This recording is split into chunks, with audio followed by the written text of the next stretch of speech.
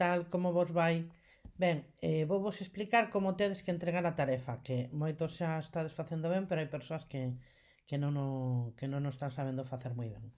Ben, vos entrades na clase e o primeiro que tedes que facer é mirar que tarefas tedes. Podedes mirar así, baixando todo polo tabuleiro da clase, pero o habitual, o máis cómodo, que vos viñades aquí a traballo de clase. Entón agora xa vedes aquí que tarefas tedes asignadas. Ben, neste caso tedes a tarefa 14 de IT. Ben? Vedes aquí e clicades en ver tarefa. Ben, e aquí xa se vos abre o que é a tarefa completa e tamén a forma de entrega e a puntuación que ten. Se vos pon 100 puntos, significa que vai ser valorado sobre 100 en vez de sobre 10. Isto que quere dicir? Que se vos poñen un 70 de cualificación é como se tivesedes un 7 nun baremo de 1 a 10. Vale, ledes a tarefa e a continuación vedes que tedes aquí comentarios da clase.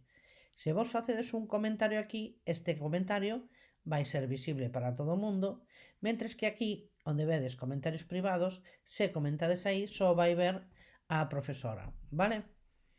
Ben, nesta tarefa vos tedes que entregar unha ligazón á entrada que creastes no voso blog.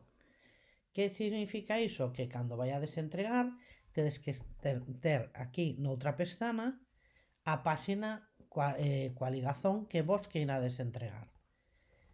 Neste caso, vos teríades no voso blog a vosa entrada, imaginade que no meu caso fose esta, veño aquí, vou á barra de enderezos, control C, volvo á páxina de entrega e doulle aquí, engadir ou crear. Que é o que quero enviar?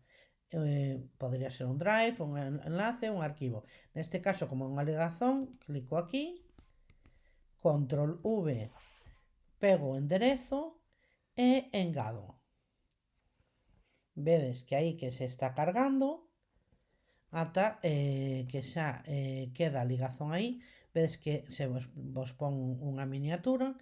Poderían ser varias entregas, imaginade que ao mellor tedes que entregar unha ligazón por un lado, un arquivo por outro. Bueno, vos sempre que lle dades engadir ou crear, automáticamente xa é contido que queda para enviar a vosa resposta.